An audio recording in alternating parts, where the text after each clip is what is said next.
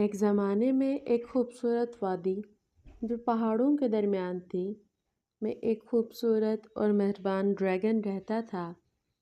دوسرے ڈریگنوں کی طرح اس ڈریگن کے پاس ترازو تھے جو ہیرے کی طرح چمکتے تھے اور آنکھیں صاف آسمان کی طرح نیلی تھی۔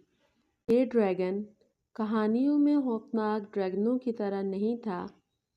وہ نرم مزاج تھا اور جنگل کی مخلوق کی مدد کرنا پسند کرتا تھا، لیکن آس پاس کے گاؤں والے ڈریگن سے صرف اس لیے خوفزدہ تھے کہ وہ ایک ڈریگن ہے۔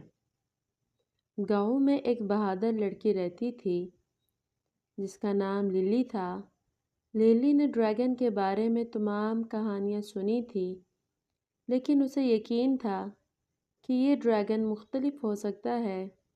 ایک دن جب وہ جنگل میں سے گزر رہی تھی، اس نے ڈریگن کو گلہریوں کے ایک خاندان کو اپنا گھونسلہ بنانے میں مدد کرتے دیکھا۔ للی محبت اور مہربان ہو کر ڈریگن سے رجوع کرنے کا فیصلہ کرتی ہے۔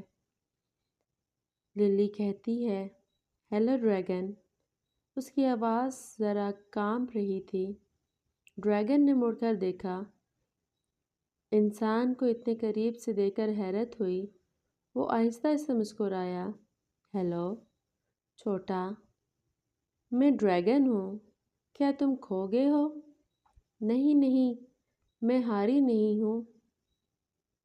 للی نے اپنی ہمت جمع کرتے ہوئے جواب دیا، "میں یہ دیکھنے آئی ہوں کہ کیا تم وہ ڈریگن ہو جس سے ہر کوئی ڈرتا ہے۔"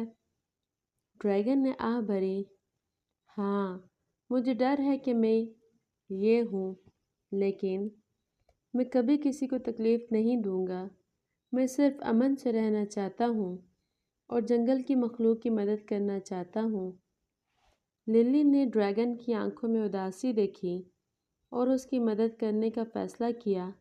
شاید اگر گاؤں والوں کو معلوم ہوتا کہ آپ کتنے مہربان ہیں تو وہ آپ سے خوفزدہ نہ ہوتے۔ للی نے ایک منصوبہ بنایا۔ اس نے دیہاتیوں کو جنگل کے کنارے پر بلایا تاکہ انہیں دکھایا جائے کہ یہ ڈریگن جانوروں کی کس طرح مدد کرتا ہے۔ پہلے تو گاؤں والے خوفزدہ ہوئے، لیکن جب انہوں نے دیکھا کہ یہ ڈریگن کتنا شریف ہے تو انہیں احساس ہوا کہ وہ کوئی غیر نہیں ہے۔ ایک دن ایک خوفناک طوفان وادی سے ٹکرا گیا۔ وہ گاؤں کے قریب دریا میں طغیانی شروع ہوئی۔ گاؤں والوں کو اپنے گھروں سے محروم ہونے کا خطرہ تھا۔ للی ڈریگن کے پاس بھاگی اور اس سے مدد مانگی۔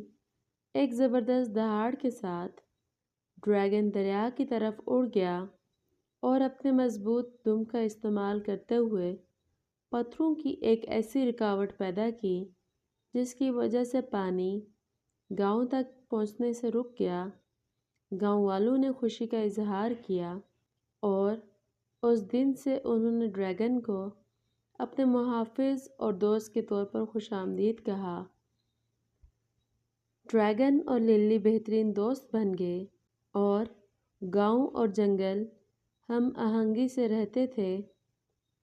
دیہاتیوں کو معلوم ہوا کہ کوئی شخص کیسا لگتا ہے اس سے کوئی فرق نہیں پڑتا، بلکہ ان کے دل میں کیا ہے اس سے فرق پڑتا ہے، اور وہ سب خوشی خوشی زندگی گزارنے لگے۔